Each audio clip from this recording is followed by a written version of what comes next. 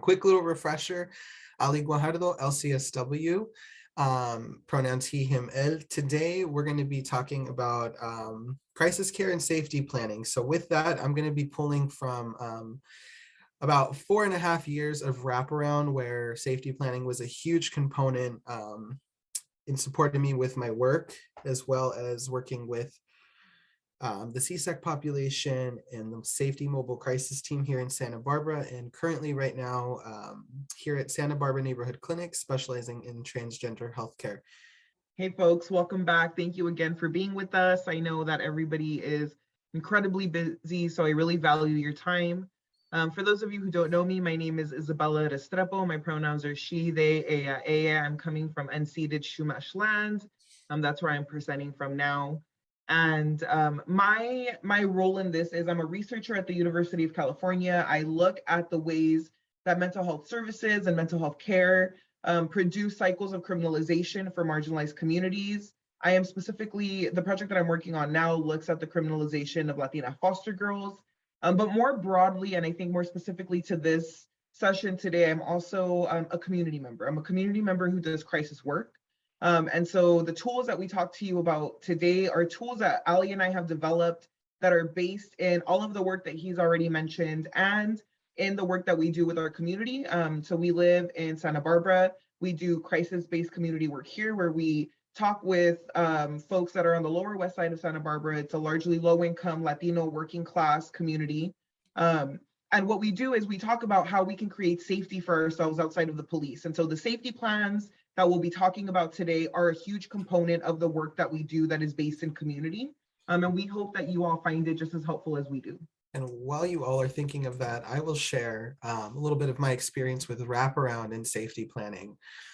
So in wraparound, we really believed, we were a 24/7 crisis response team to families who were either youth on probation or in child welfare system. And I cannot tell you, there are about 5 good examples that I can think where there was a client, a person in our community that was calling the safety team, the mobile crisis team, multiple times a week, multiple times a day. These were youth in child welfare and on probation. And, as I would supervise some of the safety team, they'd tell me, we've been responding to this kid for, multiple times, and we think they're a wraparound kid. And so my team knew, like, well, what are we? We're not, magicians. Like, why do we keep getting these referrals? Like, if a kid is so intense that safety can't, like, what are we going to do different? And very often I'd tell them, what makes us successful in not having police come out, in our youth not going into treatment centers, psychiatric hospitals, or the justice system was largely part because of the safety planning. In that 4 years of doing that work, I really came to see how if we have safety plans in place proactively, it can really help without us needing to call any other team to kind of support. And it also, as I graduated these families, it really helped me give them a transition item that said, here is the safety plan, a reminder of all that you've learned, a reminder of what you can do. And that safety plan wasn't only used for the client or the child that was getting the service, it was also given and utilized with the family so that we create more sustainable like well-being for youth and families that really in the work I did not want law enforcement or child welfare involved. They were just done with systems. And so this was often my little carrot that said, you want child welfare out of your life. And so this is why I'm going to teach you these skills so that you can manage the crisis with your own kid and therefore closing your case successfully with child welfare. So that's kind of how I've come to see safety plans be important, but definitely want to hear from you all and see if there's anything in the chat. Yes, sorry, Ali G, to interrupt. We do have something in the chat. So Meg, I always really appreciate your responses, Meg, because this points to so many of the things that we want to talk about today. You say that they're so necessary to help caregivers and youth to be responsive rather than reactive. They're needed to know who to go to and when, and also getting into thinking brain. This is spot on. I think that when we are in crisis mode, it's really, even if we know all of the resources and all of the people that we can go to, it's really difficult to pull that up when we're in survival brain. So having this document, whether it's on somebody's computer or whether they have a hard copy of it, helps when somebody's brain is in crisis. But in addition to that, we know that mental health crises are not only exhausting and draining for the person experiencing the crisis, but also for their support team. We know that this can be incredibly burnout inducing, that it can be exhausting for support teams, for family members, for community members. And so the safety plan is absolutely a way to help caregivers kind of take the pressure off of having to know what to do in the moment off of the top of their heads, right? This is a plan that says, we're not in crisis right now, but if we are in the future, here are the steps that we can take to help us get out of it or to help us stabilize or to de-escalate. And so it is important to know, for the person that's in crisis, but it's also crucial for their support systems. And then Kelly says, they help to prepare family for crisis situations and to provide resources and courses of action to take an escalated situation. And I want to point us to that courses of action part, right? Because this is spot on, Kelly. Because when we're thinking about, even if we're thinking about the things that we've talked about here throughout the series of trainings, we've talked about many skills, the tip skill, the stop skill, and we'll talk about that a little more in the future. But people have their own skills and their own tools that have been helpful for them and that have worked, that maybe they've learned from a parent or a community member. And so this is also an opportunity for us to explore the strengths that they already have, right? We can't assume that people who experience a mental health crisis have no strengths and have no tools and we need to teach them everything, right? Very often they do already have tools that they can rely on and strengths that we can tap into. So this is also an opportunity for us to explore that. And I want to say quickly too, we are currently working in the community work that we do. We're working with one of our community members who is the sibling of somebody who is struggling right now with schizophrenia. And so the crisis situations that they're dealing with are really intense. They're really, they're much more heightened than I think a lot of the crises that we've dealt with in the past. And so part of what the safety plan for this family has looked like are care plans for the caregivers because they're so burnt out and they're exhausted. So I want to highlight that when you say that these are also for the caregivers, that's not a branch, right? It's not a kind of a side part of why this is important. This is one of the central reasons that safety plans are important. And then Paula says, we work with people who have been traumatized by police and forced hospitalizations. It's hard work. We really want to be able to provide good services and can't do that if we are re-traumatizing in any way. Safety training also helps our staff to think in terms of creating and maintaining good working relationships. It's not just the benefits to the client and the community. Oh my gosh, if my clapping wouldn't be so loud for y'all, I would clap because this is absolutely right? It's not just, so when we think about crisis situations, right, it's not just the person that's in crisis or their immediate supports that are dealing with it. But if you are in a center that is community-based, if you are doing any kind of community-based work, then this kind of the tension and the stressors of crisis situations trickle out into the folks that are involved in this. So having a safety plan prepares the caregiver, it prepares the person that could potentially experience a crisis, and it also helps prepare the folks that we're working with, right? If we're in a center, if we're in a clinic that does crisis support. And this, I do also want to say that it's easy to think about something like a safety plan as, only beneficial for folks that have kind of really intense mental health concerns. I have a safety plan, right? Ali has his own safety plan. We do safety plans with our friends because even if we are not experiencing something like, suicidal ideation in this moment, we know that, for me, for example, I deal with anxiety and I have panic attacks. So even if I'm not in crisis in this moment, I may be eventually. So this isn't something that is, this is useful for the folks that we work with, but it's also helpful for us, right? We should also be prepared to care for ourselves in ways that feel good for us, that give us autonomy. And this preparation work through the safety plan allows us to do that. And then Will says, with RAPs and work around them, it's a process of being the full support network, of bringing the full support network into play, rather than just an individual and social worker in a room writing it out 100%. Taking time to create the document and using the RAP app and having it on our phones helps in many ways. Okay, so what I'm hearing too is having a digital safety plan is incredibly helpful. That is such a good point, right? We all have our phones on us almost all the time. I mean, at least I know I do.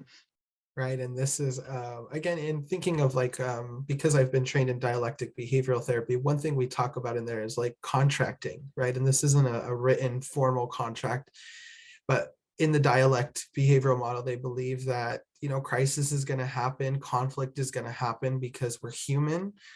And so when that happens, how do we want to respond to that? So it kind of creates a proactive discussion so that when the time comes, it's a lot easier to have that conversation. Yes, and Meg says who to go to in an emergency, what to do, next steps. And Will says empowerment in an individual to know when to ask for help and what help to ask for is an important result of Yes. the planning process. Oof. Yes, 100%. Part of the safety plan that we'll go over asks us to also name the warning signs that a crisis situation may be arising for ourselves, and I think that's speaking to exactly what Will is pointing to here. It's also asking for us to be self-aware, right? To be in tune with the things that are happening in our body, so that if a thought that indicates that a crisis is coming comes up for us, we can be aware of it before it turns into a full-blown crisis. Yeah, and just kind of thinking of that empowerment model, Will, again, not all of us are therapists in this room, but as a therapist, my job is to increase awareness, right? When I'm working with anxiety or depression or PTSD, one of the first things I'm assessing is, aside from the education on it, is when are we triggered? When are we seeing this pattern kind of happen? Because that's going to help us determine when we need to start doing those proactive things. Like if we're going to be having PTSD when we go visit a family member, then it's like, okay, we're starting to notice PTSD is coming up then. So what can be something we proactively do so that we don't have the crisis? Right. So I just really like that model of empowerment. Again, you guys are all speaking to what we're going to refer, and we'll get into it, but the person-centered model of crisis continuum, right? Yeah. Empowering the person, empowering the families, utilizing their strengths and resources. Oh, Okay, cool. and thank you, Eliana. We got some app links in here. This is going to be my next little homework assignment here, is to look at some of these. I love that. I didn't know that there were apps for safety plans. I'll drop these into the resource page too. So if Yes, anybody wants please to check do. them out, y'all can look at them on the link tree. But okay, Bella, if you want to head on Yeah. to the next slide, I think they shared some good stuff from. Yeah, next slide, please. And while we get that geared up, I also want to say that the safety plan is part of the preventative work that we do in terms of crisis response. I know that we've talked a lot about what we do in the moment of crisis, but so much of crisis work happens before and after the actual crisis itself. So what we have here is a kind of flow chart of the current model of the crisis continuum. But this model that you're looking at here it's representing the current model of crisis response that we have. And really, this is the model of criminalization that we've been talking about, right? So there's a crisis in the community, there's a concern, 911 or law enforcement gets called, right? The most often, let me not say the only, because sometimes we've had situations where the police show up and then they leave it to the community to deal with it. But so often the response or the end result of the police becoming involved is either forced hospitalizations or incarceration, right? Neither of these responses actually supports or creates safety for the person that's in crisis. In fact, somebody said earlier in the chat, it traumatizes them. It can create it can increase the rates of crisis that we're seeing for that person. It can increase things like PTSD and overall be incredibly harmful for the person and for their family, for their community, right? This is when we think about forced hospitalizations or incarceration, this is a result of mental health of the mental health continuum, the crisis care continuum, that ripples out so far beyond the person that experiences incarceration. So really our goal is to avoid this process, right? Our goal is to deal with the crisis before it even gets to the 911 or law enforcement phase. And when we're looking at this current system really contributes hugely to the inequitable health outcomes for marginalized communities because it increases the rates of criminalization and of incarceration instead of offering stabilization and support. And so if we think back to our conversation about what it means to criminalize mental health, one of the things that we talked about there and that we kind of focused on was what it means to live in a carceral state. So when we think about the carceral state, and the current crisis continuum is a really clear example of the way that a carceral nation state functions. So just to give us a little reminder of what that means, right? A carceral state deals with all social problems, including poverty, including addiction, including mental health, through policing and through incarceration. So when we look at the current model of the crisis continuum, we see that there is a huge over-reliance on law enforcement, on policing practices, on prisons and forced hospitalizations for dealing with something like a mental health crisis or a mental health related crisis, even though we know that this over reliance creates more trauma, more harm to the communities that are having to deal with law enforcement. So I wanted to get y'all's insight. Y'all are on the front lines, right? Y'all are frontliners in the work that we're talking about today. So what does this look like for you? Are you still seeing this kind of model of crisis response? How is this impacting your community members? For us in our own community, we have had a whole lot of, so as y'all are thinking about that, what the question is, what does crisis response in your communities look like right now? Are you seeing this crisis continuum? What are the impacts that it's having on your communities? And while y'all are thinking about that, I'll share what it looks like in ours. So again, we live in Santa Barbara County, more specifically in Goleta in the city of Santa Barbara. And what this is looking like for us is for mental health crises responses, we have actually had to have working groups that work directly with police departments to say, look, when you get called for a mental health crisis, there are going to be people that we hope to already be on scene. And we ask that you allow them to do this work. Now, the reason that we're able to have this is because there are folks that work on the crisis, on kind of community-based crisis care that already have those connections with police. Not all communities are going to be comfortable with that. So what this could look like for your community may be very different for what it looks like for ours. So anybody want to share, what does this current crisis continuum look like in your communities?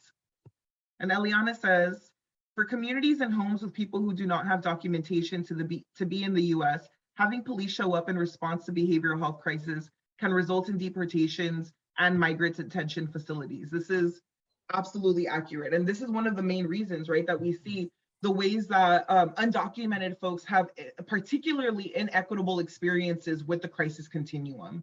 And Meg says, NAMI is very active in Contra Costa County and advocating with Miles Hall Foundation to provide alternative responses to mental health crisis. Okay, so I love seeing this, right? What this tells me is that counties all over California are thinking about what a crisis continuum of care can look like outside of police. It makes me really happy to know that so many other folks are thinking about this. Okay. Yeah, I can share too with Santa Barbara County, right? During COVID, I think we saw across the board here in Santa Barbara County, child abuse, domestic violence, all of these things went up according to the school districts, right? But at the same time, calls and reports were not being made by the families because of this fear. And this is kind of actually why Bella and I were called upon by an organization here in Santa Barbara that said, hey, we're seeing this in our community. We'd like y'all to come out and provide a community training on how utilizing a safety plan can really help, reduce these conflicts, but also allow people to feel safe, to have access to someone who can answer questions for them without the threat of police being present. So that was one thing that I think in Santa Barbara really came out as a need during the pandemic. Yeah. And then Eliana says the Trans Lifeline intentionally does not call law enforcement. I love the Trans Lifeline. They're very vocal and very direct about the fact that they don't non-consensually reach out to law enforcement or crisis response teams unless the person gives consent. So, for trans folks who are navigating any kind of mental health crisis, this is a really beautiful resource for them. And you can find that resource also in the link tree. All right, so we kind of talked a little bit about the problem with the current crisis continuum, right? And again, I think we are all seeing these changes happen on many different levels. You all spoke to these as well when you shared what your experience with safety planning has been, kind of what you're doing around that. So this is a little visual we, again, tailored from Eliana's presentation at the conference last year for what a person-centered crisis continuum can look like. So at the center of this, kind of that blue circle, this is going to be a person-centered, giving the person max autonomy, which means wellness, recovery, and stabilization can happen. And then we go out into community and we may see prevention, early intervention, and post-intervention in this area. And then our goal is to try to reduce the institutional crisis intervention that takes place, which will be, again, psychiatric facilities and inpatient hospitals and criminal justice system. So I'll kind of speak to these.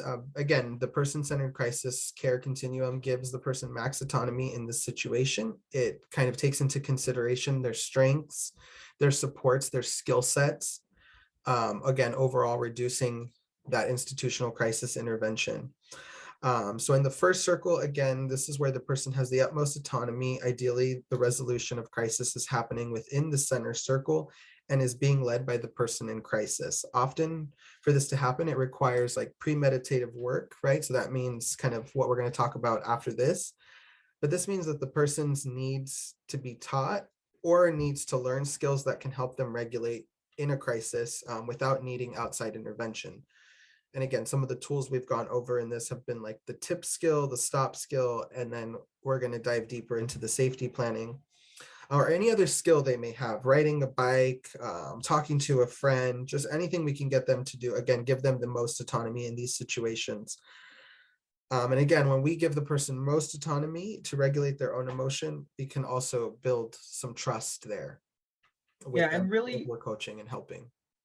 and the goal, so what this middle circle, this blue circle represents is the kind of ideal, this is the ideal location for crisis de-escalation. This is where the individual in crisis has the most autonomy, where they can use their skills, where they have the most say in the way that the crisis is de-escalated. So our goal, one of the, and this is what we're talking about today, to really create a person-centered response, there has to be preventative work, right? So this is where we're sharing tools, where we're sharing skills, where we're starting to develop the safety plan so that when a crisis situation does arise, the person who is experiencing the crisis can respond with their own autonomy, right? And with the safety plan that they've created with themselves for the things that they've said work for them, the tools that they've said are useful for them.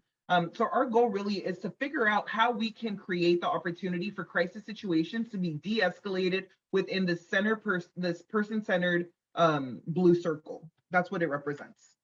Thank you, Bella. And then that yellow circle, again, that second circle is, this represents the steps that will be taken when the individual in crisis is unable to regulate their emotions on their own or with their natural supports. So this can be, warm crisis lines, community and local crisis response teams, clinics, outpatient providers. And then that third circle represents the options that give the individual in the crisis the least amount of autonomy and includes institutional crisis response, like I mentioned, inpatient psychiatric hospitals and justice systems. So ideally in a crisis situation, when we're unable to de-escalate the crisis before we arrive to that third circle. So for today's session, it's going to focus on how we can avoid arriving to that third circle, because again, the goal is to ensure that the person has max autonomy so that we don't have criminalization happening. So how do we do that? And then Bella, anything you wanted to say on this slide before? Okay, so we can go on over to the next slide. So we're going to kind of break this down even further. So yeah, today, when we look at crisis models, there are usually these kind of 4 steps, right? We're going to be talking about 3 of them today. The first one is going to be prevention. So when we're thinking about the prevention stage, the goal really of this stage of crisis management is preparing ourselves and the other person or other people for a potential crisis and developing and implementing contingency plans for crisis response. So this is really where we begin to plan for the crisis. This is where we conduct the assessment, right? So if you think back to one of the previous sessions, this is where you can use the addressing identities tool to conduct that intersectional assessment that will give us the information that we need to ensure that the person has access to all of the things that they need. So if you weren't here for that session, go back and check out the addressing identities tool, because this is the phase where you could really use that and have it be a really helpful tool. So this is where we conduct the assessment. And this is also where we begin the safety plan. And so when we're thinking about safety planning, I think that we often think about it as a one-time thing, right? We sit with the person and we fill out this plan, but actually it's a live document, right? Because people's needs change. So the prevention stage is where we begin to do this work, and in the following stages, we continue it. Okay, so the questions that we have for you here is, we'd like to pick your brains. You all are already doing this work, so we want to hear about what does the prevention phase look like in the work that you do, or in the community work that you do, maybe with your family members. So the question is, in your work, what does or what can prevention look like, and what should we consider in the prevention phase? There is no right answer here. right? The goal of this is really we're gathering information to figure out what has worked for people, and how we can bring that into the model or into the safety plans that we're already developing here. So in your work, in your communities, with your families, what could preventative work look like? And while y'all are thinking of that, I want to share, just from my experience here as well. Um, as a therapist, I think I'm most likely getting folks when it's early intervention or when we're actually in the crisis, right? So the prevention for me doesn't always look like ideally how I would want it to look. So for me, what this means in the work I do is, again, taking that intersectional lens when I meet somebody to really be assessing and taking into consideration the things that may be coming up for them. So if I'm aware that in this assessment, just here at a clinic, right, depression, the doctor calls me downstairs and I go talk with someone because they're depressed. And as I talk with them, maybe, again, I'm taking into account all of these things and I start to see, oh, okay, like food's been tough to get by. Okay. So before I even get you referred to therapy, let me go ahead and connect you with our resource specialist because I want to make sure your basic needs are met. I want to make sure you're getting food. So again, this is preventative in that way. So again, in our work, this can look different. As an individual in my own community, what does prevention look like? Right? Well, this looks like keeping an eye on my neighbors, having communications with them. We have a friend who lives next to an elderly couple in their 80s, and she kind of noticed like they're always alone. So of course she goes to check on them and she finds like, oh yeah, they could use support with going to the grocery store once a week. And so as a community member, this is something she said, hey, I can take you guys to the to the grocery stores on Tuesdays. And so this is looking out for her community. And this is what we really, all of us can do, not just as workers in this field, but also just as community members. Yes. And Ali, I want to speak to that a little bit too, because when we're thinking about, safety outside of policing systems, we often think about it in our work, but actually this is work that starts in the spaces where we live, right? So when we say, checking on your neighbors, keeping an eye on your neighbors, we don't mean, policing your neighbors and calling the cops on your neighbors when they're doing something wrong. What we mean is checking in with them to see who are the folks in my community that are most vulnerable to, to inequities, to lack of basic needs. Who are the folks in my community that I have capacity to extend that hand to, whether it's driving them to the grocery store, or ensuring that they're getting to their appointments, or creating a, we have in the community, in the complex where we live, we have a live document. It's in case anybody is struggling with any kind of basic needs. So we started it during the pandemic.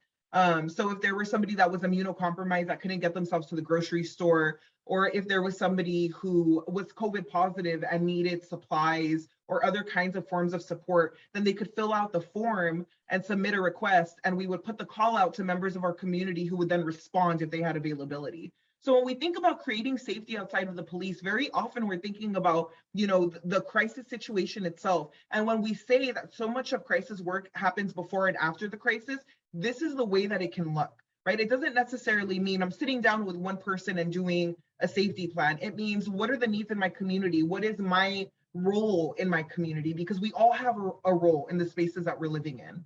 And I want to bring this to the chat. So sorry, let's see. Meg says, for our mentoring program, providing mentors with an understanding of issues for TAY, so for transitional age youth in juvenile hall, and how to help these young people develop safety plans, including identifying assets and community support. This also helps mentor to be aware of what they need to do to keep themselves safe. This is so important because I think when we think about preventative work, it's crucial for us to recognize that rapport building is also part of that preventative work. We don't know all of the people in our community or all of the people that are going to come across us. And so like Ali's talking about, in that kind of initial session, he's assessing, but he's also rapport building, right? He's also making the connections that he needs to make in order to help that person be comfortable enough to come to him in a moment of crisis or to share what a crisis could look like for her. And then Eliana says, prevention can be getting someone hormones, binders, and other items for gender affirmation, 100%. Yeah. And I want to just comment off of Eliana's post here is to say, yes, that is prevention. And I think here at the clinic, I will get a youth who comes in and maybe parents are supportive of that kid taking hormones, right? But again, because I know the kid's age, I'm like, okay, let's think about school. Let's think about, identity formation and the pressure to conform. And so in that preventative work, I will start assessing, how is the transition in school? Is there a safe teacher you can go to if there ever were a moment of bullying, if there ever was a moment of misgendering? So having those discussions, they're like, oh no, school's fine. And I'm like, okay, well, you are going to begin hormones. So I want to prepare you that sometimes these things can happen in the school setting. And I want to make sure, even though your family is so supportive, I want to make sure you have that support in the school. So that's just kind of in addition to what Ileana said there, of getting them that, but also assessing safety and being preventative with that. So really when we're thinking about preventative work, this can be so broad. There is so much that we can do in terms of preventative work that is specific to our communities and to the people that we're working with. And then Will says, I'm becoming a teacher of mindful self-compassion to expand education and practice of breath work for distress tolerance. That's beautiful. Mindfulness-based stress reduction and RAIN technique in order to ground oneself and identify the need. I love that, right? Because this is a tool that you can also use in preventative work, right? This is what I mean when I say that the tools that we've talked about are examples, but there may be other tools that you and the person that you're working with or the people that you're working with find more beneficial. All right, thank you folks so much. If we can move on to the next slide. Thank you, Ruth. So I'm just going to recap some of the things we already said when we think about prevention, right? So in prevention, we want to make sure we're taking that intersectional lens, ensuring all needs are met, and then we begin that safety plan. So when I think of the basic needs, right, I'm talking like Maslow's hierarchy of needs, which says, food, shelter, water, healthcare, whether it's HRT, maybe we need to get set up with hormones, gender affirming procedures, medical needs. If you're diabetic, can we get you set up with some education with the nurse? So that's kind of targeting that basic needs. The intersectional lens is again happening during the assessment stage. And again, depending on your role, you may not be doing a thorough assessment or a comprehensive assessment, but again, just kind of taking that intersectional lens to making sure we are addressing anything that could potentially be coming up. And then in this phase, again, we're rapport building, but we're also starting that safety plan. So in my program with Wraparound, again, it was an early intervention because when you get wraparound service, you're kind of like, this is the last before we move you to a higher level of care. So in some ways we were prevention, but in some ways we were also kind of responding to things.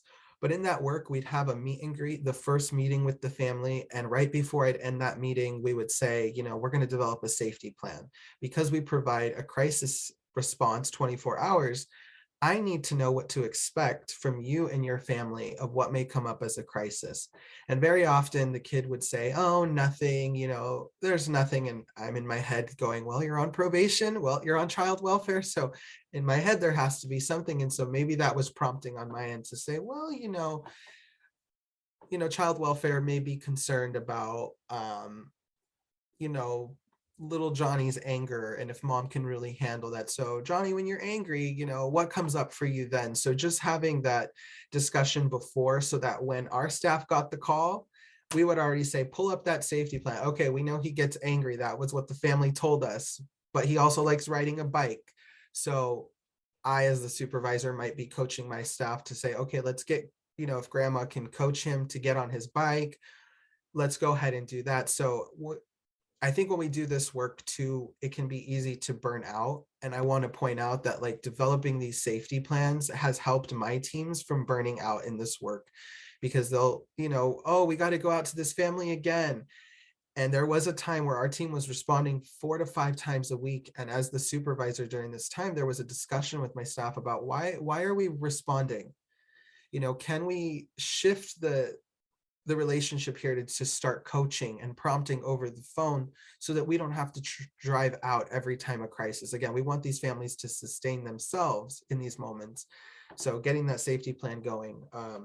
And that is what I will say on that. Again, you guys hit on all the other stuff, especially Meg, with the starting a safety plan, assessing the needs and supports. So that was good. And we'll go on to the next slide. So the next slide is about early intervention. So I'm going to ask y'all to start thinking about these questions now while I talk about this.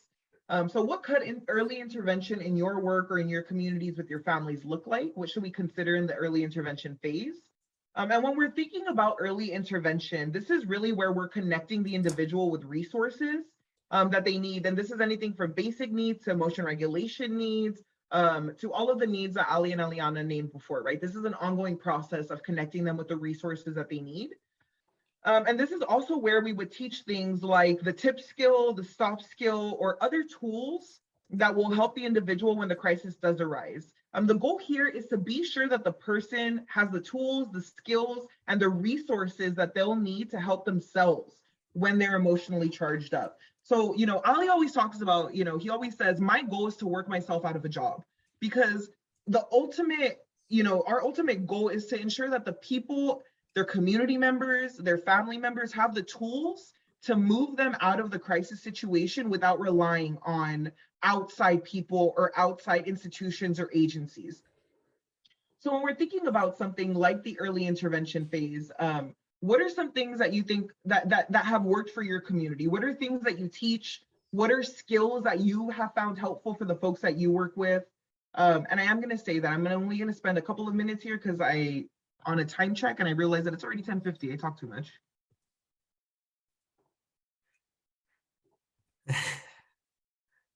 Well, it looks like Will might be wanting to say something there. Oh, sorry. I didn't see that. Will, yes, please. I think I could be making an assumption there. But again, with prevention and early intervention, right, some of these in some ways can overlap or can seem like, okay, I'm doing this here and I'm doing it in this. Amparo, me too. But yes, thank you, Eliana, for pointing this out. So the tip skills and the other skills that I mentioned, they can all be found in previous sessions that we talked about, and you can also find handouts for them in our resource link. I know, I can't believe it's already been 50 minutes. We do have until 11:30, but we have so much to cover here. So actually, let's skip over this. If we can go to the next slide, Ali, could you talk a little bit about early intervention? Okay, yes. So at this point in the crisis continuum, right? Again, I imagine a crisis is either happening and we're responding to it, so we're not reaching that early intervention. I'm hoping most of us have an opportunity to get to know a person before a crisis even happens. So this is where that early intervention and preventative work is happening. So again, just kind of building off of that with the resources right now with resources. So in prevention, right, we're kind of being mindful of what might be helpful to the family or the person that we're working with. And in this stage, we're actually providing that linkage. So now it's kind of saying, okay, I notice you're an LGBT youth who's going to be starting HRT and your family's really supportive, but you're 13 and you're going to go through a lot of changes. So maybe, and you feel safe at school. Okay, good. Maybe I now say, now, how are your friends? How are your friends dealing with this? Oh, well, none of them really understand me. Okay, you know what? I want you to get tapped into the community youth group for trans youth. So again, this is actually creating that linkage to the resource we feel is needed. Again, if that youth is connected to trans youth that they can identify with, the chances of them going into crisis may be reduced because now they have people they can relate to and they're talking to. And some of you shared in the chat too that you were linking peer specialists and peer supports. So again, already doing that work. And so really quickly, when we think about the safety plan, right, when this is also, the safety plan is a continual document, right? So we're also working on the safety plan in the early intervention phase. Maybe in the preventative phase, the person that you're working with didn't have tools. So the goal in early intervention is to give them the tools, figure out, through conversation, right? People know what works for them and what doesn't. So asking them, which of these do you feel will be most beneficial? Are you comfortable trying, X skill the next time that you feel really emotionally distressed? So you'll put that skill in the safety plan. And if it works for them, amazing, we can keep it in there. If it doesn't, then we move on to another skill. So these phases, even though we have them kind of set up as these kind of discrete steps, these are things that we go back to throughout the process of working with someone or of being in community with someone. So maybe you've already done the early intervention. You may have to come back to this and say, did that skill that you learned work for you? No? Okay, let's find something else that may work better for you. Okay, next slide, please. Well, before we go to the next Oh, slide, I sorry. just wanted to mention two more things there.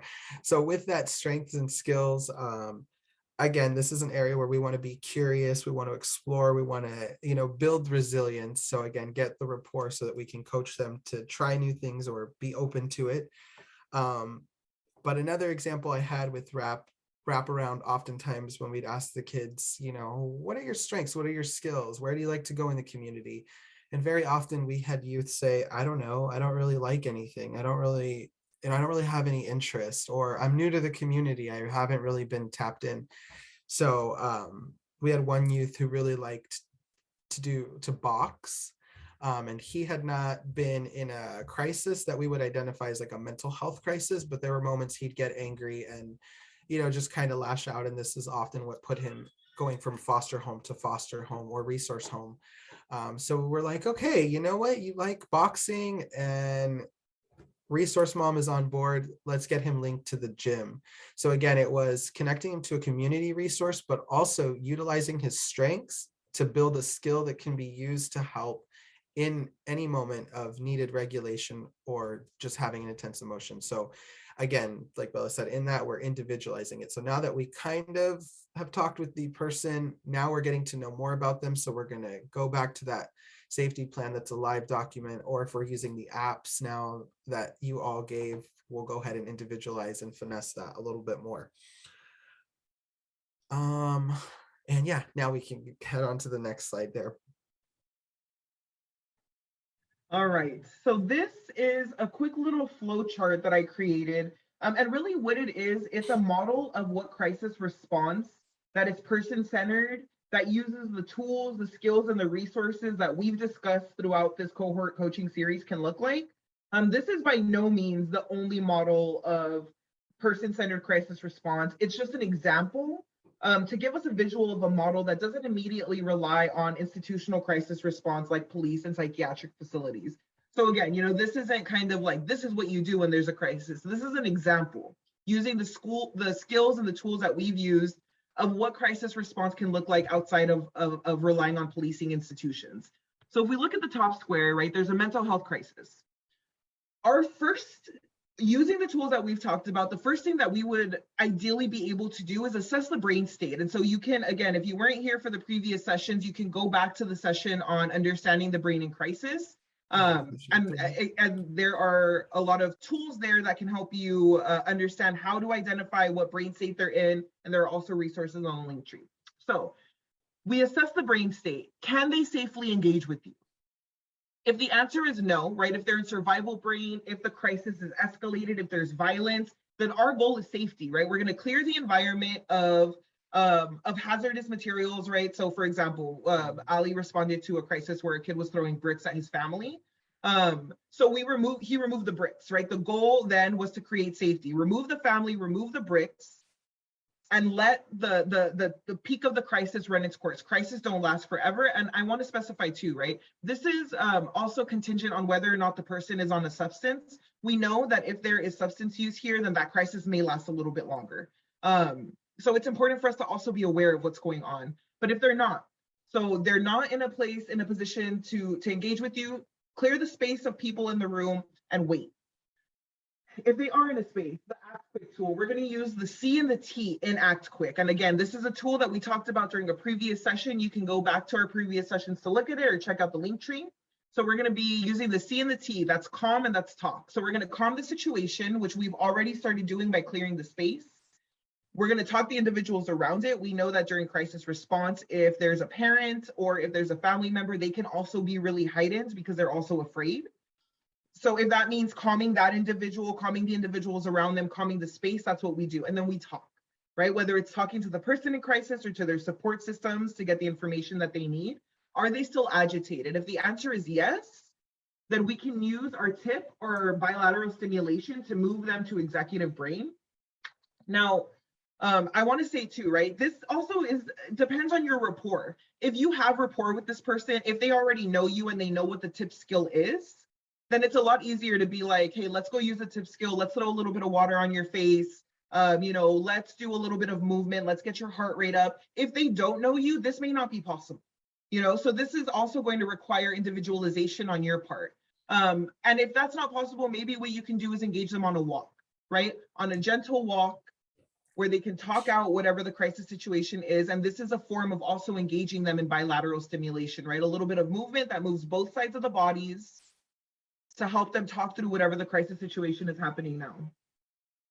Do you have access to their safety plan? If you do, then this is why this document is so incredibly useful, because during a crisis situation, it gives us the game plan, right? It tells us in that person's words what they want done for themselves, what works for them, what calms them down, and what keeps them safe. If you don't have access to the safety plan, that's okay. This may require more work because I'm assuming that this would also mean you don't have the kind of rapport with the person that is ideal in these kinds of situations.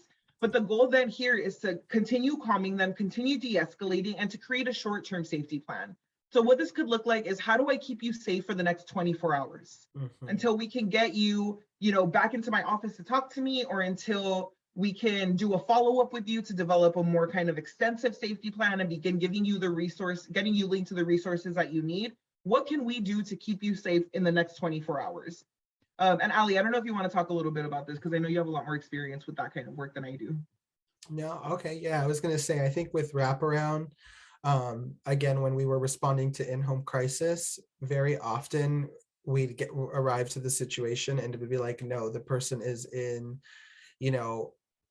survival brain and there's just no having it. So very often, again, it was clearing and gathering that information. But I think here at the clinic right now, most of the time the doctor will meet with an individual, they'll express some suicidal ideation. So they're most likely not going to be in an agitated state or heightened aggression. So that's typically where I come in to say, hey, I'm the behavioral health provider here. I've spoke with the doctor. I know you're navigating some difficult things right now. Are you open to talking with me? So again, that C, to connect.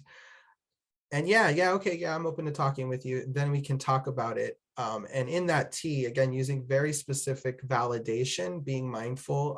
So I had like a Black woman come in who identified as queer, and she had a lot of like sexual abuse history. So, how comfortable do you feel talking with like a trans male right now about what you may be going through? Because if not, I have a female nurse outside who's also willing to talk with you. So there's that. And typically it's okay. Yeah, no, it's fine. I can talk with you. So then they're not agitated because ideally I've validated, I can see how moving here to Santa Barbara can be difficult. I can see how, the team right now wanting to get the safety team involved right now is bringing up that history that you mentioned of being in foster care and always feeling controlled and contained. So I guess I'm wondering, if you're willing to work with me now and just kind of, again, I don't want to include those people either. I would like you to walk out of here and have a good day. So like, how can we get there? And it's like, okay, yeah, now I'm not agitated. Now they're kind of laughing a little bit because maybe I've cracked some humor about whatever they've shared. And then at the end of any crisis that I have downstairs, right, I'm always, and when we're doing crisis response work, we always have to end with the safety plan. If you're a mobile crisis team, if you're in a hospital clinic setting and someone says that, you cannot walk out that door until contracts are signed. But again, I think contracts have been known to just not be as effective as safety plans, like Ileana mentioned in the chat. Safety plans are evidence-based practices that do require resolve crisis. So then it's like, okay, so what's the safety plan going to be? And again, for these folks that I'm seeing, it is just for today, right? How can we get you through this suicidal ideation right now for today? Who are the people in your life that support you? What brings you joy? And this girl happened to say, well, nobody, because I'm all alone and I've been in foster care and I don't have no family. And so I was like, okay, this one's tough. She's not giving me anything. But I said, what brought you out here in the first place? And she said, oh, I have a friend who's letting me live with her. And I said, oh, and how is that friend? So then she told me the friend was pregnant and that, she didn't like anybody, but she had a soft spot for babies. And so that was kind of the thing there. And I said, oh, well, how cute would that be when the baby's born to get to see you? And so she was like, yeah, I guess you're right. So I said, okay, so can we keep safe for today? And maybe right now, the only thing preventing you from going to that next step is the fact that there's going to be a new little baby in your life in a couple months with your friend. And she was like, okay, yeah. So then we did the safety plan. How do we stay safe for today? Okay, I'm going to talk to my friend. I'm just going to go to my room. Um, that was her safety plan. And then from there, I was like, and how about this? How about I give you a call tomorrow and we check in to see if maybe you want therapy? I know you said you're kind of not open to it just because of your history, but I know right now you are moving through some difficult stuff with just having to, move here. And with the history you shared, I could imagine that you could benefit from it. But again, it's up to you. And sure enough, she was like, okay. The next day I called her and she's like, yeah, I guess I'm open. I trust you. You didn't call the cops on me. And I said, I told you I wouldn't. As long as we can keep safe for today, I was not going to do that. So that's just kind of how it looks right now. It tends to really look like this. And then the question, understanding, intensity, all of that is gathered in my follow-up sessions for the Act Quick. But then, yeah, creating that plan and keeping in touch. So Thank you, again, this is a Ali. little flow chart that we made just to kind of put a visual to what we've taught, but also to say that this isn't how every crisis needs to go. There's different models that we can use. And based off of, who the individual is and what works for them, it may not, your flow may be very, very different. The goal here is to show you that there are ways that we can respond to crisis with tools and with skills that don't rely on law enforcement. And I am really proud to say, right, that in all of Ali's time practicing crisis response, he's never had to respond with law enforcement. And some of the situations have been really, really intense situations. So another world is possible. We're building it together right now. Okay, next slide, please. So postvention. So when we're thinking about the postvention phase, this is where we can do the work once the crisis has already taken place. So again, when we're thinking about crisis response, so much of the work happens before and after. So when we're thinking about postvention, this is the follow-up work that we do to ensure that the person is recovering well or as well as possible, and that they have the supports that they need and are connected to the resources that will be most helpful for them. And so again, thinking back to, Ali's, to the thing that he always says, that he's working himself out of a job, our goal is to be sure that they don't have to rely on clinicians or on agencies or on crisis workers to navigate mental health crisis, right? The goal is to get them connected to their community members, to their family members, to bring those people into the loop so that when a crisis situation does come up, there aren't any outside people that even need to get involved because there's a plan. There's a team already in place of people that they trust and that they love or that they feel safe with at the very least, who can respond to that crisis without putting that person at risk of further intervention from, outside agencies or eventually from the police. So it's 11:05 right now, Ali, and I want to make sure that we have time to review the safety plan. So maybe we can just skip over instead of having the discussion and you can talk a little bit about what postvention work can look like. Is that okay with you? Yeah. Okay, cool. Next slide, please. So again, postvention, right after the crisis, again, knowing in that continuum, we have done all of our efforts to try to link to support. So now it's ensuring that those supports are solid, that there may be a follow-up for us, whether we are the crisis team saying we're going to call you back tomorrow morning, whether you are the specialist or the therapist that says I'm going to see you next week, or whether you're a family member to this person. And then that care coordination, again, is something I'm seeing more and more progress with in terms of agencies that are working with the same person, but tackling different components. So integrated care models. I think with Wraparound, they had weekly meetings with child welfare, behavioral health, juvenile justice, and they would all come together to talk. So there is a coordination of care that's happening, again, so that this person doesn't slip through the cracks, or that,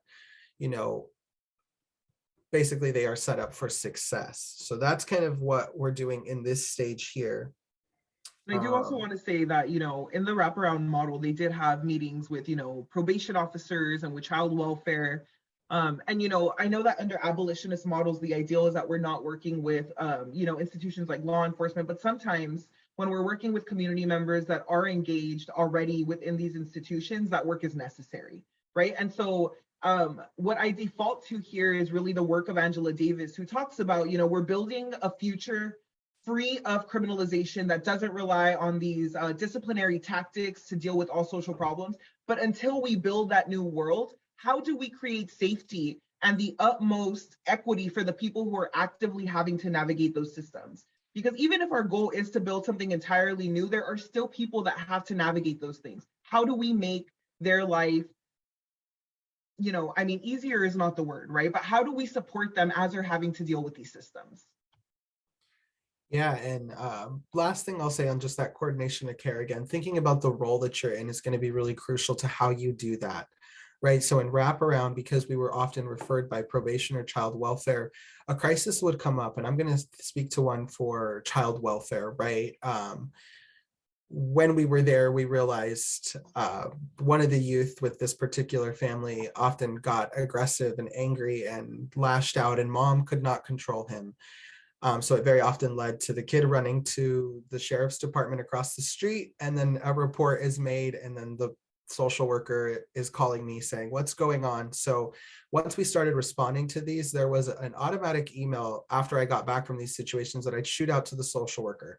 Just a heads up, this came up, kid ran to the sheriff's department. So you may be hearing that. And then it really did alleviate a lot of the stress the family did, because then I'd let the mom know, okay, so this happened. We were able to calm him down, but he did go to the sheriff's department. So a child welfare report will be made just by the sheriff's department, and we want to prepare you. I've already spoken to your social worker. I've given her the update. And this mom's like, oh my God, thank you so much. Like, I've been so worn out, and just like, oh my God, I have to prepare for the social worker. And so just being the one to take on that piece of communication for that mom, I know meant a lot to her, because she would get so overwhelmed and go into her own crisis herself. So it was like just helping bridge the communication with situations, or a youth who'd have, a moment of relapse with substances. And again, that's a probation violation. And probation trusted our team and said, well, if you guys are handling this, then we're not going to violate him, because we know you guys are really working to help him with his urges, and he's being honest with you. So on that note, we're not going to come out. We'll let you guys handle it. Let us know if you need anything. So again, when you are the worker having good communication with these systems, if they are justice involved, or youth in the criminal justice or in child welfare, then that is another way that we are, again, minimizing that contact with law enforcement or these systems. Yeah. And I also want to say, we're not going to have time to go into it now, but as clinicians, and this is something that I've learned from the work that Ali's done and from the other clinicians that I've worked with, that I've had the opportunity to work with in my research, there are things that clinicians and other mental health workers can do to minimize the ways that youth and the other people are being criminalized, whether it's the way you're documenting your notes, the ways that you're communicating with probation, the language that you're using when you're talking to probation. That's a whole other conversation, but I do want to emphasize that even when we are having to work with criminalizing institutions, there are ways that we can mitigate the harm. It's not ideal to have to work with policing institutions, but sometimes it's necessary. So part of what we have to think about is how we can mitigate that harm. Yeah. And yeah, we can have much longer conversations about what that could look like. Unfortunately, that's not, we don't have time for that today. But the next thing that we wanted to do was show you all the safety plan that Ali and I have used in the community work that we do. So this is a safety plan that we've developed based off of the community work that we've done. It's been incredibly useful, but it's also been based on the work that Ali has done in wraparound. This is what we use. You all are more than welcome to use it should you find it helpful, but this is, again, an example. You can take the parts of this that work for you, leave the parts that don't. And so I'm going to go over this with you all really quickly. Yeah, we'll go through this, and then after this, we'll show you an individualized safety plan for a 10-year-old, so you can kind of see how we tweaked it a little bit. Yeah, to make it fit him. This is a little long for a 10-year-old, so we made a shorter version of it. But, it's your name. Let's say Bella's Guide to Safety here. This is what we believe. We believe that every person deserves autonomy in their lives. We believe that even when we're struggling, we deserve to have a say in our care. We believe that inequities create major stressors, which can lead to increased emotional distress. And we believe that you deserve to have tools to help you through that distress. We believe that all people deserve to heal without the threat of criminalization. For many Black, Indigenous, and people of color, racing, policing, and mass incarceration turn a mental health crisis into justification for arrest. Although the safety plan won't resolve this issue, it can help us respond to our loved ones' emotional distress without relying on police. We hope that the safety plan will be one tool that can help you, your loved ones, and your community members prepare for a mental health crisis. We hope that by thinking through the questions posed in the safety plan, you will have the most autonomy over your care if you ever do find yourself in emotional distress. And to share with you all a little bit about what prompted the creation of the safety plan is, we've talked a little bit about the community work that we do. And as a little trigger warning, I'm going to share a situation with some police brutality here that resulted in the death of somebody. But in our county, in Santa Barbara County, in the beginning of the pandemic, we had a lot of mental health crises come up. And I mean, I don't think that was specific to Santa Barbara, right? This was something that we were seeing across the country for sure, maybe across the world, I'm not sure. But in Santa Barbara County, it's kind of culminated into a situation where we had a trans man in our county who had a mental health crisis and who, and this is where the trigger warning comes up, he had a knife, and when the police responded, they killed him.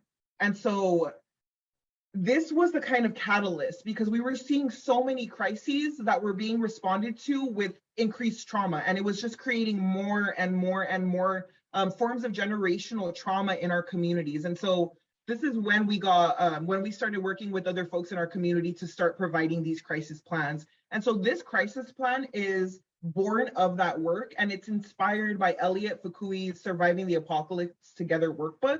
But it's important for me to emphasize that this workbook for this safety plan has been developed out of community work, out of Ali's work. But for me, most importantly, it's been developed out of a deep love for my community and for the people that live around me. Okay, so moving on into it, the first page says, if I find myself unable or unwilling to follow this plan, I will remind myself that, and this is where, sometimes we call it a mission statement. This is really where somebody can put in language or a quote or a saying that has been really helpful for them, that they can look back to when they're in crisis. And as community members who are also responding to crisis, this is also a really powerful tool, because in moments of crisis, when we've been able to pull up the person's words themselves or the things that they've said, right, there's more of a buy-in. It's what they have said has worked for them. So this tool, I think that it can seem really kind of an unnecessary tool. It is so powerful. Don't underestimate this. This is the About Me page. So my name is, my pronouns are, is it safe to use this name and these pronouns around the people that you listed in the safety plan? Yes or no? If not, what names and pronouns should we use around them? So this is a space where they can write in specifics. With my mom and my grandma, use X name. With, my best friend and my partner, use X name. Self-awareness in column 1. So this is really where we're listing the things that could prompt a crisis.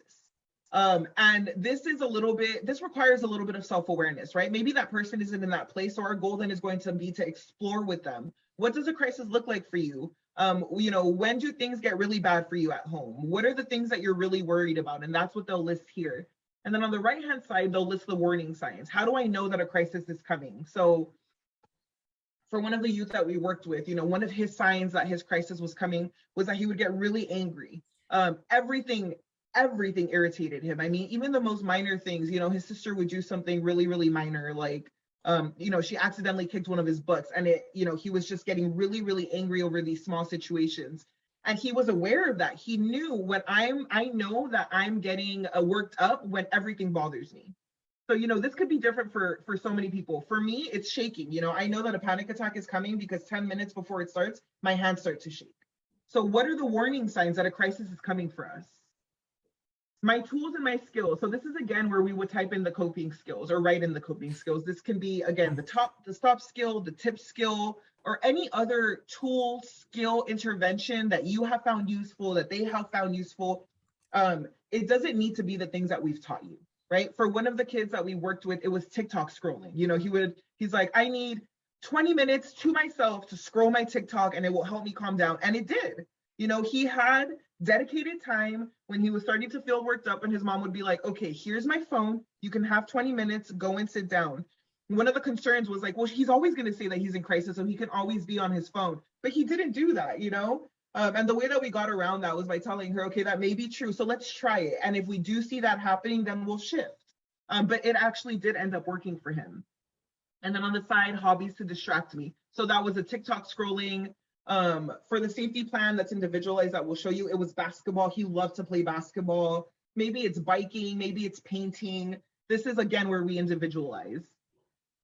My people. So this is where you would put the name and the contact information for the folks that support you when you're in emotional distress. And we like to prompt folks to also put specifically how this person could support them, because we've had situations, where a mom rolls up and she tries to hug the kid, but the mom's a trigger for the kid, and so he's like, no, actually, this isn't helpful for you to do. I would like for my best friend to hug me right now.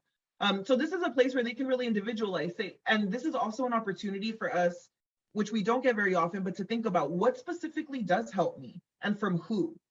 So it's an opportunity for reflection that we don't often get. And then my community.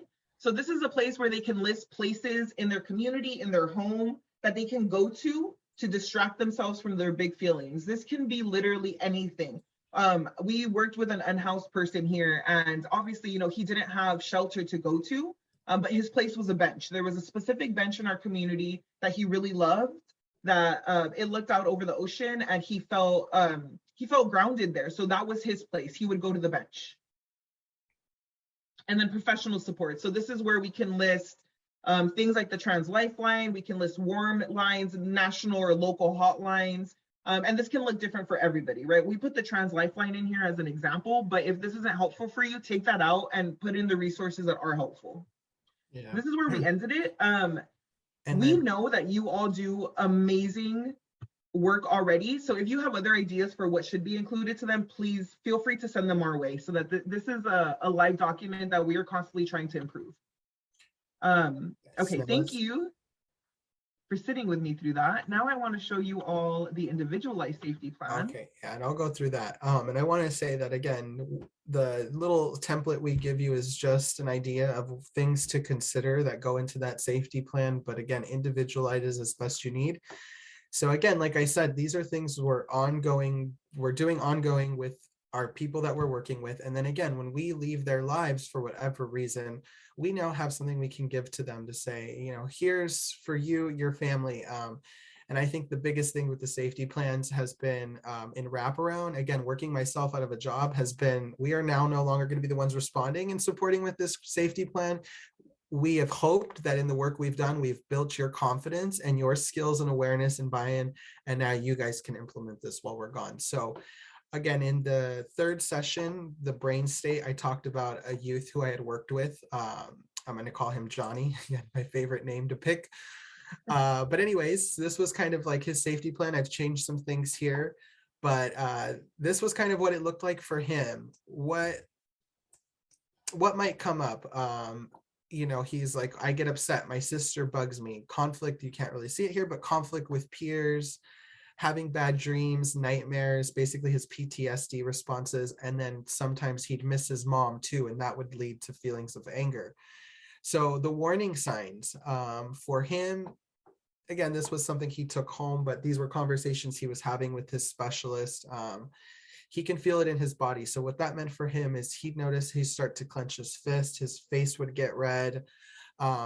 Grandma noticed he'd become short and snappy. And then 2 hours later, that's when he was throwing stuff. So that's when grandma knew, okay, yeah, he's starting to be short and snappy. So what are we going to do, grandma? This is when you need to start doing this, walking him through. He loved the deep breathing stuff. That was his thing. Basketball, biking. So again, we tailored this for him. His sister, he'd become annoyed and frustrated, right? Sometimes he'd be, get away from me, you're annoying. So he'd start making comments like that.